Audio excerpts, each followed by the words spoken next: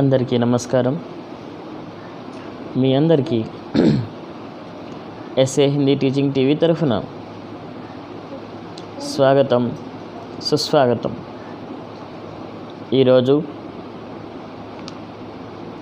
AP, Telangana both స్టేట్స్కి last lesson उपवाचक lesson अनोखा उपाय ఈ లెసన్ ఈ రోజుతోటి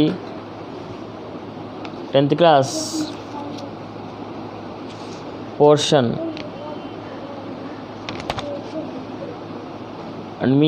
ఇవాళ ఒక పార్ట్ చెప్తాను, రేపు ఇంకో పార్ట్ చెప్తాను. ఈ 2 పార్ట్స్ తోటి 10th క్లాస్ కుదిరితే ఇవాళ కంప్లీట్ చేస్తాను, లేకపోతే రేపు కంప్లీట్ చేస్తాను. ఇంతటితో 10th క్లాస్ లెసన్స్ అన్నీ కంప్లీట్ అయిపోతాయి. సాధారణంగా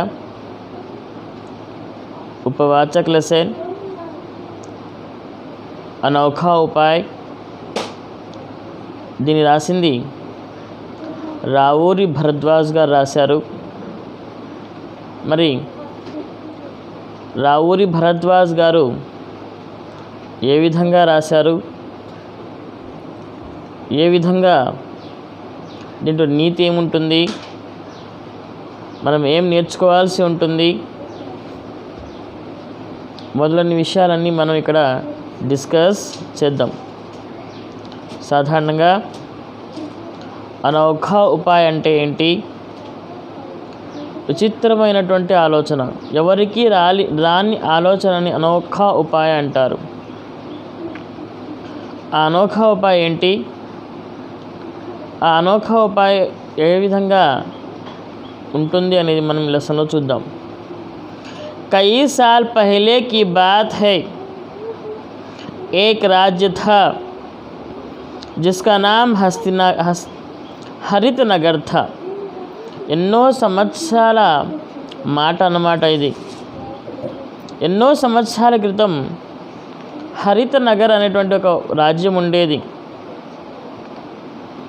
హరిత నగర్ కా రాజా కుమార్ వర్మ థా. రాజా కుమార్ వర్మ థా. హరిత నగర్కి రాజు ఎవరయ్యా అంటే కుమారవర్మ గారు. వహ ఏక్ అచ్చా శాసక్ థా. అతను గొప్ప శాసకుడు, పరిపాలనా దక్షుడు. कुमार वर्मा के शासन काल में राज्य हरा भरा रहता था, लेकिन एक समय ऐसा आया राज्य की सारी फसलें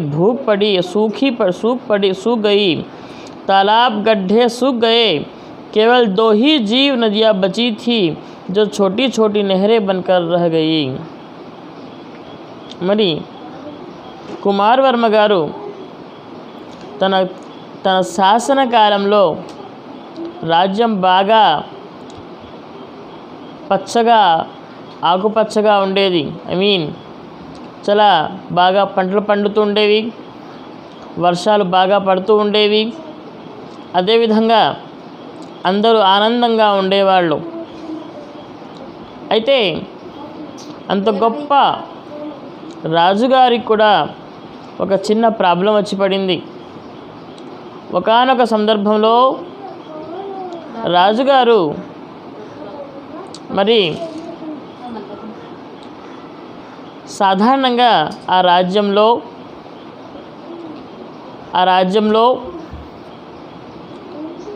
పాలించే సందర్భంలోనే బాగా కరువు కాటకాలు వచ్చినాయి. పంటలు పండటం లేదు. అదేవిధంగా జనాలు కూడా ఆకలితో అలమటిస్తున్నారు. పెద్ద పెద్ద జీవనదులు కూడాను చిన్న ధారలుగా ప్రవహిస్తూ ఉంది. ఇన్ని సమస్యలు ఒక్కసారిగా ఆ హరిత నగర్ అనే రాజ్యానికి కుమారవర్మ గారికి వచ్చినాయి. राज्य में पशुओं का चारा भी मिलना मुश्किल हो गया. ఈ సమస్యలతో పాటు రాజ్యంలో చారా మిల్నా భీ ముష్కిల్ హో గయా థా. అంటే పశువులకు మేత కూడా దొరకనటువంటి గడ్డు పరిస్థితుల్లో ఈ యొక్క రాజ్యం ఉందన్నమాట. कई किसान अपने अपने पालतू जानवर सस्ते दामों पर బెస్నే లగే. చాలామంది జనాలు ఏం చేస్తూ ఉన్నారు అని అంటే తమ యొక్క జంతువుల్ని ఆకలితో చంపటం ఎందుకులే అని చెప్పి సాధారణంగా వాటన్నిటినీ కూడాను తక్కువకి అమ్మేసుకుంటున్నారు. ऐसी हालात में राज भंडार का अनाज प्रजा में बांट दिया जाने लगा. ఇటువంటి కష్టకాలంలో రాజప్రసాదంలో ఉన్నటువంటి కరువు కాటకాలకు వచ్చినప్పుడు ఈ పేదవాళ్లకు ఈ యొక్క ధాన్యం ఏదైతే ఉందో ఇద్దాంలే అని చెప్పి దాచిపెట్టినటువంటి ఆ ధాన్యాన్ని మరి రాజుగారు పేద ప్రజలందరికీ పంచిపెట్టడం ప్రారంభించారు. अड़ोस पड़ोस के राज्यों से अनाज उधार लिया जाने लगा. అవి సాలకపోతే వేరే రాజ్యాల నుంచి కూడాను ఆ యొక్క ధాన్యాన్ని అప్పుగా తీసుకోవటం జరిగింది. అంటే అంత కరువు కాటకాలు వచ్చినాయి అని అర్థం ఇక్కడ. फिर भी राजा को भविष्य की चिंता सता रही थी.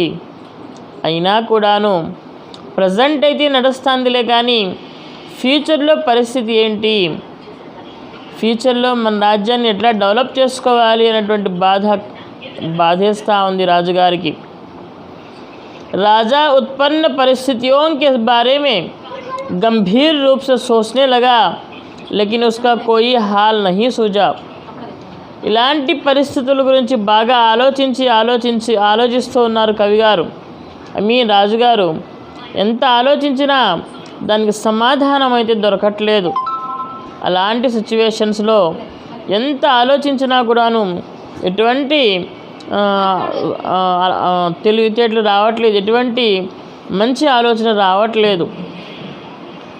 राजा के मन में ये सवाल उठ रहे थे कि अड़ोस पड़ोस के सभी राज्य हरे भरे हैं, वहाँ की प्रजा भी सुखी है, लेकिन ना जाने इस राज्य में ऐसा क्यों हो रहा होगा, क्या कारण हो सकते हैं, इस समस्या का हल कैसे किया जा सकता है.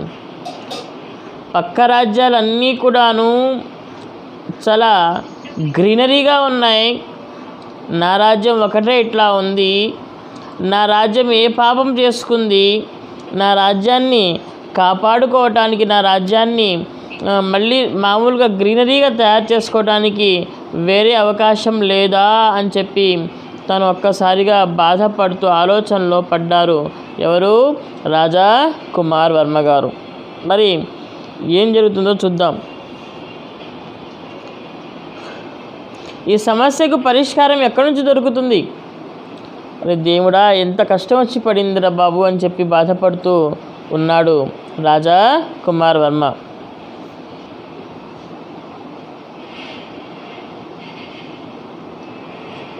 राजा कुमार वर्मा ने इस समस्या के हल की चर्चा के लिए कई बुद्धिमानों, हाजिर जवाबदारों और विद्वानों को बुलाया.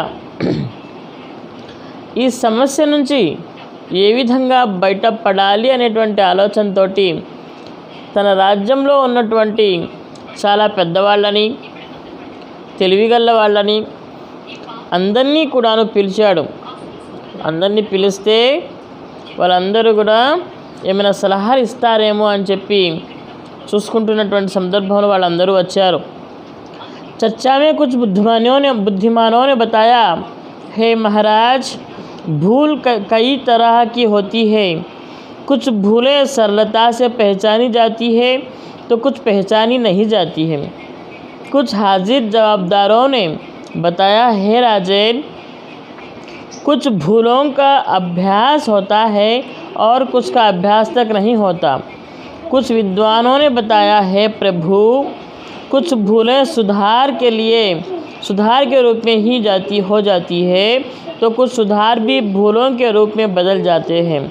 ऐसे ही कोई अनजानी बात छिपी होगी जिससे आज राज्य में यह समस्या उत्पन्न हुई है. राजा, కొన్ని తప్పులు జరుగుతాయి. ఆ తప్పులు కొన్ని తెలిసినట్టుగా జరుగుతాయి, కొన్ని తెలియకుండా జరుగుతాయి. ఏదేమైనా ఆ తప్పుల్ని మనం సరిదిద్దుకోవాల్సినటువంటి అవసరం ఉంటుంది. కాకపోతే కొన్ని తెలుస్తాయి, కొన్ని తెలవవు అని చెప్పి ఇక్కడ చాలా జాగ్రత్తగా బుద్ధిమంతులు, మంచి మంచి వాక్చాతుర్యం గల వాళ్ళు ప్లస్ ఆలోచన తగిన వాళ్ళు అంటారు. ఈ మాటలు చెప్తారు. ఎక్కడో తప్పు జరిగి ఉంటుంది మహారాజా, మనకు తెలియకుండా. ఆ తప్పును ఎట్లా రెక్టిఫై చేసుకోవాలో ఆలోచిద్దాం మహారాజా అని చెప్పి అంటారు. राजा कुमार वर्मा ने पूछा, अब आप ही बताएं कि मुझे क्या करना चाहिए। सभी ने विचार विमर्श कर राजा को यही सलाह दी, सभी तरह से खुशहाल किसी राज्य के राजा के भेंट करे, वहाँ के शासन नियमों का पता लगाए, यहाँ के शासन नियमों से सुधार करे, इससे राज्य की समस्या का हल अवश्य हो सकता है। సరే, ఇంతకు ఈ సమస్యని పరిష్కరించుకోవాలి అని అంటే నేను ఏం చేయాలి అని చెప్పి రాజుగారు ఆ విద్యావంతులకి, ఆ అనుభవజ్ఞులకి, ఆ తెలివిగల వాళ్ళకి అడుగుతారు. ఆ సందర్భంలో వాళ్ళు బాగా విచారించి ఆలోచించి ఒక మాట చెప్తారు. మహారాజా, ఇప్పటి వరకు ఎటువంటి ఇబ్బందులు లేకుండా ఎప్పుడూ కూడా గ్రీనరీగా ఉండే, మంచిగా ఉండే ఒక రాజ్యం ఉంది. ఆ రాజ్యం కాడికి వెళ్తే ఆ రాజ్యంతో మనకేమైనా తెలుసుకోవచ్చేమో, ఆ రాజ్యంతో తెలుసుకుంటే మనకేమైనా బెనిఫిట్స్ వస్తాయేమో మహారాజా అని చెప్పి ఆ యొక్క జనాలు అందరూ అంటారు. దానికి అంటే ఆ రాజ్యానికి వెళ్ళి ఆ రాజ్యం ఎందుకు ఎట్లా సుఖంగా ఉండగలుగుతుంది, ఆ రాజ్యం ఫ్యూచర్లో ఎటువంటి ఇబ్బందులు లేవా, ఏ విధంగా చేస్తే మీ రాజ్యం ఇంత ఆనందంగా ఉంది అని చెప్పి కనుక్కుంటే పోతుందేమో రాజా అని చెప్పి రాజుగారికి అందరూ సలహాలు ఇస్తారు. యహాకే శాసన నియమం కా సుధార్ కరే, అవి తెలుసుకొని ఇక్కడ ఉన్నటువంటి ప్రాబ్లమ్స్ని సాల్వ్ చేస్తే సరిపోతుంది కదా మహారాజా అంటారు. ఇస్సే రాజ్యకి సమస్య కా హల్ అవశ్య హో సక్తా హై. ఈ విషయం ద్వారా పక్క రాజ్యాల విషయాలు విని మన రాజ్యం ఆలోచించుకుంటే మన సమస్యలు పరిష్కరించబడతాయి కదా మహారాజా అంటారు. రాజా కుమార్ వర్మ को यह उपाय अच्छा लगा. उसने तुरंत अपने पड़ोसी राज्य के महाराज सत्यसिंह से भेंट करने का निर्णय लिया और सेवकों से संदेश भेजा. राजाधिराज महाराज सत्यसिंह जी को सादर प्रणाम. हमारे राज्य में अकाल से जनता त्रस्त है. इस समस्या का हल के लिए आपकी उचित सलाह व आपके शासन नियमों का जानकारी के लिए हम आपके यहाँ पधारना चाहते हैं. आशा है कि आप हमारा निवेदन स्वीकार करें. మరి అందరూ చెప్పినట్టుగా తను కూడా సరే మీ మాట నేను వింటున్నాను, మీరు చెప్పినట్టుగా వేరే రాజ్యానికి వెళ్ళి ఆ రాజ్యాలు ఏ విధంగా సుఖంగా ఉంటున్నాయో, ఏ విధంగా ఆనందంగా ఉంటున్నాయో మరి నేను ఆలోచించి వస్తాను, చెప్పేసి వస్తాను, మాట్లాడేసి వస్తాను అని చెప్పి చెప్పడం జరిగింది. పక్క రాజ్యమైనటువంటి దానికి రాజు సత్యసింహ్ గారు, ఆ సత్యసింహ్ గారికి లెటర్ రాస్తాడు రాజా కుమార్ వర్మ. మహారాజా జయ హో. రాజుగారు సత్యసింహ్ గారికి నమస్కారం. రాజుగారు, మా రాజ్యంలో అకాల పడి అంటే బాగా కరువు వచ్చింది. ఈ కరువు నుంచి ఉపశమనం కలిగించాలి అని అంటే మీ రాజ్యంలో అనుసరిస్తున్నటువంటి నీతి నియమాలను మేమైనా తప్పు చేసామేమో, ఏమైనా సుజావ్ ఏమైనా మంచి ఆలోచనలు చెప్తారేమో, మంచి మాటలు చెప్తారేమో, మీ యొక్క మంచి చెడు విన్న తర్వాత మా రాజ్యానికి పనికొస్తాయేమో, అది మీ నుంచి వినాలనుకుంటున్నాను. నా నివేదన ఇది. మీరు కనుక మీరు కనుక ఆహ్వానిస్తే డెఫినెట్గా నేను మీ రాజ్యానికి రావాలనుకుంటున్నాను. మీరు కనుక దీన్ని స్వీకరించినట్లయితే నేను రావడానికి సిద్ధపడతాను అని చెప్పి మా యొక్క స్వీకరించండి నా యొక్క నివేదనని అని చెప్పి ఆ రాజుగారు ఏం చేస్తారు, ఆ రాజుగారు రిక్వెస్ట్ చేస్తారు. దానికి ఆ రాజు ఏమంటారో చూద్దాం.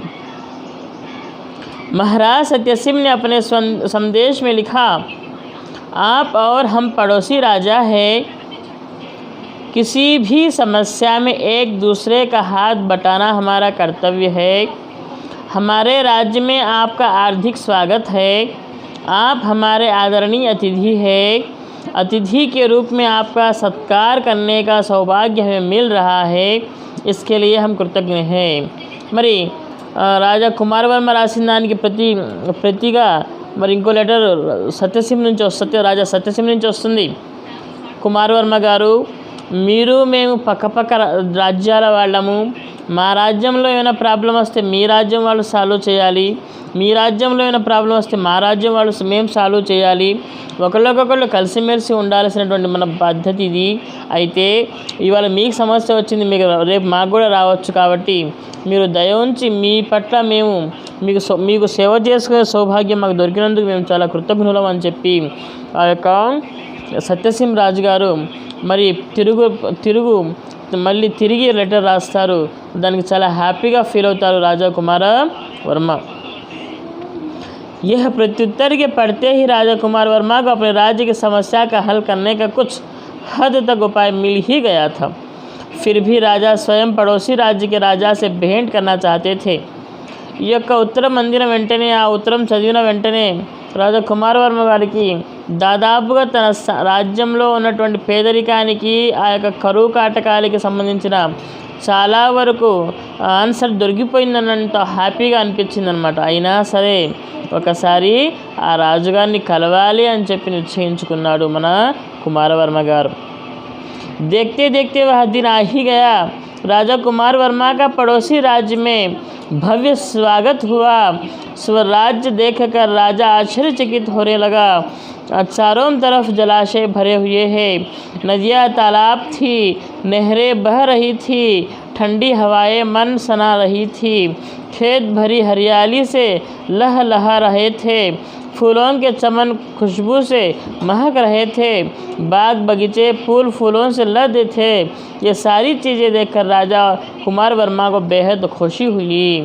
మరి అనుకోకుండా ఒకరోజు కుమార్ వర్మ గారు పక్క రాష్ట్రమైనటువంటి సత్యసింహ గారి రాజ్యానికి వెళ్ళడం జరిగింది. ఆ రాజ్యంలో సత్యసింహ గారి యొక్క అనుచరులు కావచ్చు అందరూ చాలా రెస్పెక్టెడ్గా చాలా స్వాగతంగా ఆయన్ను కుమార్ వర్మ గారికి రెస్పెక్ట్ ఇచ్చి రాజ్యంలోకి ఆహ్వానించడం జరుగుతుంది. దాని తర్వాత ఆ రాజ్యం నలుమూలల జలాశయాలతోటి నదులతోటి బాగా నిండిపోయి ఉంది. ఎప్పుడు చూసినా కూడా గ్రీనరీ అనేటువంటిది కనిపిస్తూ ఉంది. అదేవిధంగా అనేక రకాలుగా పూలతోటి పూల కుండీలతోటి చాలా హ్యాపీగా ఆ యొక్క రాజ్య విరాసిల్లుతూ ఉంది. అదంతా చూసిన తర్వాత పూలతోటి అదేవిధంగా అన్ని రకాల కూరగాయలతోటి ధాన్యంతో అదేవిధంగా నవరత్నాలతోటి అంత హ్యాపీగా ఉన్నటువంటి ఆ యొక్క రాజ్యాన్ని చూసి కుమార్ వర్మ గారు చాలా హ్యాపీగా ఫీల్ అవ్వటం జరిగింది. అందులో భాగంగానే మరి లోపల ఏం డిస్కస్ చేస్తారనేది డిస్కస్ చేద్దాం. ఇక్కడ महाराजा कुमार वर्मा की भेंट महाराज सत्यसिंह से हुई। मित्र, आपको राज्य किसी स्वर्ग से कम नहीं है। मुझे लगता है कि स्वर्ग से किसी कमी नहीं है। मुझे लगता है कि जिन शासन नियमों को मैं नहीं जानता उनको आप पूरा पालन कर रहे हैं, इसलिए आपकी प्रजा सुखी है। मैं भी अपनी प्रजा के सुख देखना चाहता हूँ। कृपया आप मुझे సుశాసన్ का హితోపదేశ్ कीजिए। మహారాజా సత్యసింహ గారు, మీ రాజ్యానికి నేను వచ్చినప్పుడు చూశాను, చాలా బాగుంది. మీ రాజ్యం ఏ స్వర్గానికి తక్కువ కాదు, అంత చక్కగా ఉంది మీ రాజ్యము. నాకు తెలియనటువంటి శాసన నియమాలు మీరు పాటిస్తున్నట్టుగా అనిపిస్తుంది. మాకు కూడా చెప్తే మా రాజ్యాన్ని కూడా ఇంత సంతోషంగా సుఖంగా ఉంచుకోవడానికి మేము కూడా కొంచెం ట్రై చేస్తామయ్యా, చెప్తారా అని చెప్పి ఆ యొక్క కుమార్ వర్మ గారు రాజా సత్యసింహ గారిని అడగటం జరుగుతుంది.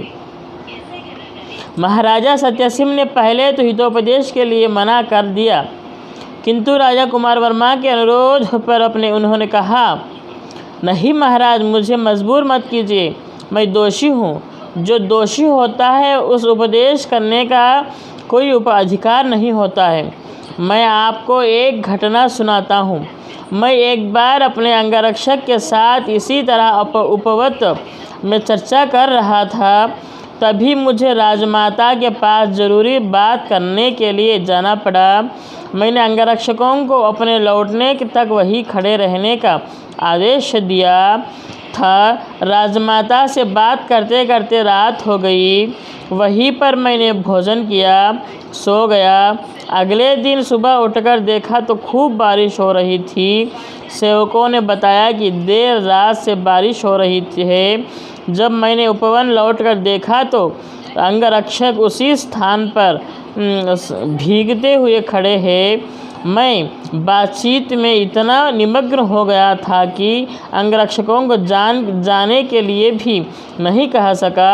यह मेरी भूल थी, अतः ऐसी भूल करने वाले राजा को हितोपदेश देने का कोई अधिकार नहीं।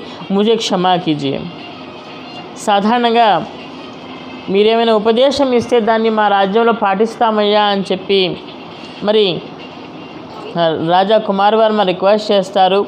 రాజా కుమార్ వర్మ రిక్వెస్ట్ని సత్యసింగ్ గారు త్రోసేస్తూ ఉంటారు. అయినా రిక్వెస్ట్ బాగా ఎక్కువ రిక్వెస్ట్ చేసే కొద్దీ రాజా సత్యసింగ్ గారు ఒక ఉదాహరణ చెప్తారు, ఒక మాట చెప్తారు. నేను అపరాధ గుణంతో నేను దోషిని, అపరాధుణ్ణి, నాకు ఉపదేశం చేసే జ్ఞానం లేదు. కానీ ఒక్క విషయం చెప్తాను. నేను ఒకసారి తోటలో ఉన్నాను. తోటలో నాతో పాటు నా సైనికులు, అంగరక్షకులు అని బాడీగార్డ్స్ ఉన్నప్పుడు వాళ్ళందరినీ అక్కడే ఆపి నేను అమ్మగారితో మాట్లాడటానికి లోపలికి వెళ్ళిపోయాను. అమ్మగారితో మాట్లాడుతూ ఎంత నిమగ్నం అయిపోయాను అంటే అక్కడే అన్నం తినేసి అక్కడే పడుకున్నాను. ఉదయం లేచి చూసేటప్పటికి అక్కడ బాగా వర్షం పడుతూ ఉంది. ఆ వర్షం పడే సందర్భంలో అమ్మగారి దగ్గర నుంచి బయటకు వచ్చి నా యొక్క తోటలోకి వెళ్ళి చూసేటప్పటికి నా బాడీగార్డ్స్ అక్కడే ఉన్నారు. ఆ బాడీగార్డ్స్ని రాత్రి నుంచి ఆ వర్షం పడుతూ ఉంది. ఎంతో కష్టపడి ఆ బాడీగార్డ్స్ అక్కడే ఉన్నారు. నేను వచ్చిందాక ఇక్కడే ఆగండి అని చెప్పి ఒక్క మాట చెప్పాను, కానీ మీరు లోపలికి వెళ్ళండి అని ఒక్క మాట చెప్పలేకపోయాను. ఆ ఒక్క మాట చెప్పకపోవటం వల్ల అక్కడ ఎంతోమంది బాడీగార్డ్స్ ఆ రాత్రంతా వర్షంలో తడిచి ముద్దయిపోయారు. వాళ్ళు ఎంతో బాధను అనుభవించారు. కాబట్టి నేను అపరాధం చేశాను, నేను తప్పు చేశాను, నేను మీకు సలహా ఇచ్చేంతటి వాడిని కాను అని చెప్పి అంటాడు. చూడండి, ఇక్కడ ఒక చిన్న తప్పు కూడాను జనాలకి ఇచ్చి అనిపిస్తే ఆ తప్పు రాజుగారికి ఈజీగా తగులుతూ ఉంటుందంటారు. అట్లానే ఇక్కడ ఒక రాజుగారు తమ బాడీగార్డ్స్ని లోపలికి వెళ్ళండి అని చెప్పకుండా ఇక్కడే ఆగండి, నేను ఇప్పుడే వస్తాను అని చెప్పి, అంటే ఇప్పుడే వస్తాను అనుకున్నాడు. అమ్మగారితో మాట్లాడేటప్పుడు లేట్ అయిపోయింది, అక్కడే తినేసాడు, అక్కడ పడుకున్నారు. కానీ ఇక్కడ అంగరక్షకులు ఎవరైతే ఉన్నారో, బాడీగార్డ్స్ ఎవరైతే ఉన్నారో వాళ్ళు తినకుండా అట్లానే వర్షంలో తడుస్తూ ఉన్నారు. అది చూసి చలించిపోయినటువంటి వ్యక్తి మరి అంటే ఆ చిన్న తప్పుని కూడా, అది నిజానికి ఆ రైట్ అంతా వర్షంలో తడవడం అంటే చిన్న తప్పేం కాదు, కానీ లోపలికి వెళ్ళండి అని చెప్పాల్సింది అని చెప్పలేదు. రాజు ఆజ్ఞ లేకుండా ఎవరు కూడా కదలలేరు. కాబట్టి ఆ భటులు అక్కడే ఉన్నారు, ఆ అంగరక్షకులు అక్కడే ఉన్నారు. వాళ్ళు బాగా తడిశారు. ఇది నేను చేసిన పెద్ద తప్పు, దీనికి శిక్ష లేదు, కాబట్టి నేను మీకు ఉపదేశం చేసేంత పెద్దవాడిని కాను అని చెప్పి అంటున్నాడు. అంటే చిన్న తప్పును కూడా తప్పుగా ఫీల్ అయ్యేటువంటి ఎవరైనా సరే ఆ రాజ్యానికి రాజు అయినందువల్ల, అంటే వాడు తప్పు చేయరు, ఇతరుల చేత చేయించనివ్వరు. కాబట్టి ఆ రాజ్యం సుఖ సంతోషాలతో, గ్రీనరీతోటి, ఎప్పుడు వర్షాలతోటి హ్యాపీగా ఉంటుంది అని చెప్పి ఇక్కడ కవి చెప్తా ఉన్నారు. క్లారిటీ వస్తుందా? రైట్. राजकुमार वर्मा ने महाराज सत्यसिंह की इस घटना को पूरे ध्यान से सुना। इन्हें लगा कि राजमाता की इन्हीं हितोपदेश दे सकती है। उन्होंने राजमाता के दर्शन के लिए और अपनी अच्छी इच्छा बताई। पुत्र, सच कहूँ तो मैं भी दोषी हूँ। एक बार मेरे पुत्र ने अपनी पत्नी के लिए सुंदर जेवर बनवाए। मेरे मन में जेवर के प्रति लालच पैदा हो गया। यदि मैं अपने पुत्र या बहू से जेवर मांगती तो वे कभी मना नहीं करते। एक राजमाता उन जेवर के प्रति आकर्षण होना दोष है। किसी दूसरे की वस्तु के प्रति लालच रचना भी गलत है। ऐसी भूल करने वाली मैं हितोपदेश करने के योग्य नहीं समझती। राजा कुमार वर्मा आश्चर्य में पड़ गया। बात में राजगुरु के भेंट की और उनसे उपदेश के लिए निवेदन किया। తర్వాత రాజమాత గారి కాడికి వెళ్ళటం, రాజుగారు చెప్పిన తర్వాత రాజుగారి అమ్మగారు అయినటువంటి రాజమాత గారి దగ్గరికి వెళ్ళటం జరిగింది కుమారవర్మ గారు రాజుగారు. అక్కడ రాజుగారు కూడా రాజమాత గారు కూడా ఒక మాట అన్నారు, బిడ్డ నేను నీకు ఉపదేశం చేసేంత దాన్ని కాను, ఎందుకు అంటే నేను కూడా తప్పు చేశాను. ఏంటి అంటే ఒకసారి నా కొడుకు సత్యసింహ్ గారు తన భార్య కోసము బంగారం బాగా మంచి ఒక బంగారపు గొలుసు తీసుకొని వచ్చాడు. దాన్ని చూసి నాకు ఇస్తే బాగుండు అని చెప్పి నా మనసులో ఒక కోరిక కలిగింది. కానీ ఒక రాజమాత అయి ఉండి నా కొడుకుని కానీ నా కోడల్ని కానీ అడిగితే వాళ్ళు డెఫినెట్గా నాకు ఇస్తారు. కానీ ఒక రాజమాత అయి ఉండి వేరే వాళ్ళ వస్తువుని నాకు కావాలని చెప్పి నేను మనసులో ఒక ఆలోచన రావడం అది తప్పు. నేను నిజంగా చాలా తప్పు చేశాను, కాబట్టి ఇది నిజంగా చాలా తప్పు, కాబట్టి ఇది కూడా నేను ఇలాంటి ఆలోచన కూడా నాకు రాకూడదు. అలాంటి ఆలోచన వచ్చింది కాబట్టి ఇది తప్పు చేశాను, కాబట్టి నేను నీకు ఉపదేశించేంతటి దాన్ని కాను, నన్ను క్షమించు అంటుంది. తర్వాత రాజగురు దగ్గరికి వెళ్తాడు మన కుమారవర్మ గారు. तब गुरु ने कहा, महाराज मुझे क्षमा कीजिए, मैं इसके योग्य नहीं। एक बार सुदूर देश के एक पंडित आया था, राज दर्शन करना चाहा।